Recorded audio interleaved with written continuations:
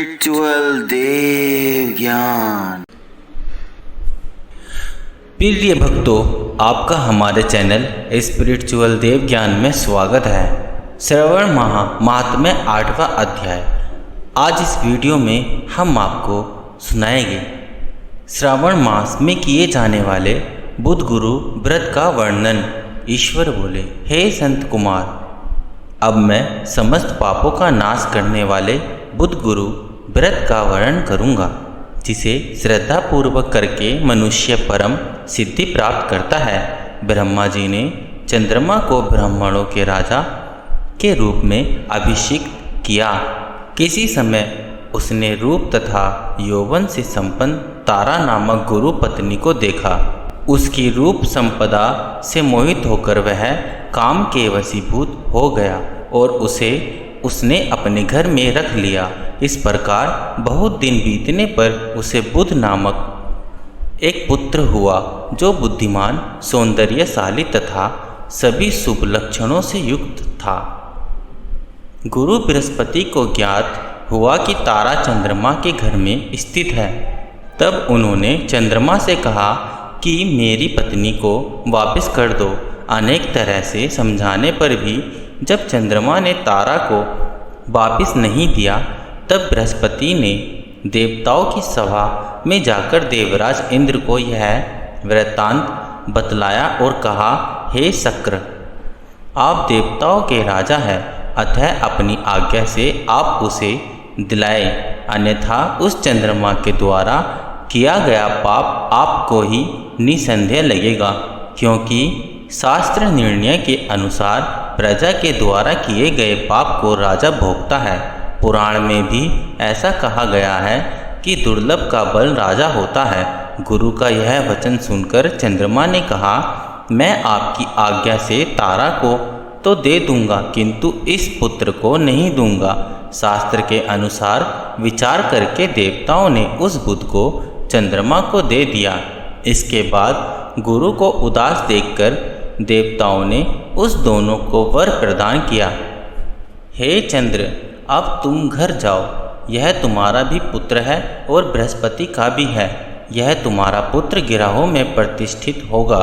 हे सुराचार्य, आप यह दूसरा भी शुभ वर ग्रहण कीजिए कि जो बुद्धिमान व्यक्ति आप दोनों बुध गुरु का व्रत मिलाकर करेगा, उसकी संपूर्ण सिद्धि होगी। यह सत्य है, इसमें संदेह नहीं। शंकर जी के लिए अत्यंत प्रिय इस श्रावण मास के आने पर जो लोग बुधवार तथा बृहस्पतिवार को पूजन व्रत करेंगे, उन्हें सिद्धि प्राप्त होगी। इस व्रत में दही तथा भात का नैवेद्य व्रत सिद्धि में मूल होते हुए स्थान भेद से आप दोनों की मूर्ति लिखकर पूजन करने से भिन्न भिन्न फल प्राप्त होता है। यदि कोई हिंडोले के ऊपरी स्थान पर आप दोनों की मूर्ति लिखकर पूजन करे, तो वह सर्वगुण संपन्न तथा दीर्घायु पुत्र प्राप्त करेगा। यदि मनुष्य कोषाधार में मूर्ति को लिखकर पूजन करता है, तो उसके कोष बढ़ते हैं और वे कभी क्षय को प्राप्त नहीं होते। इसी प्रकार पाकायलय में पूजन करने से पाक वृद्धि और देवालय में पूजन करने से उनकी कृपा प्राप्त होती है। शयागार में लिखकर पूजन करने से स्त्री का वियोग कभी नहीं होता। धान्यागार में लिखकर पूजन करने से धान्य की वृद्धि होती है। इस प्रकार मनुष्य उन फलों को प्राप्त करता है।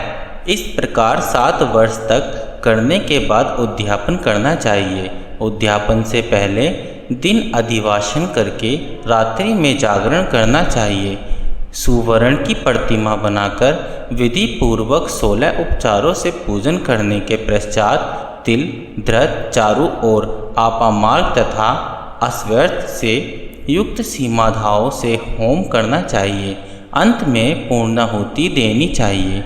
उसके बाद मामा व भांजे को प्रयत्न पूर्वक भोजन करना चाहिए। इसके बाद ब्राह्मणों को तथा अन्य लोगों को भी भोजन कराना चाहिए। स्वयं भी भोजन करना चाहिए। इस विधि से 7 वर्ष तक करने पर मनुष्य सभी मनोरथ को प्राप्त कर लेता है। जो इस विद्या की कामना से करता है, वह वेद व शास्त्र के अर्थों को जानने वाला हो जाता है।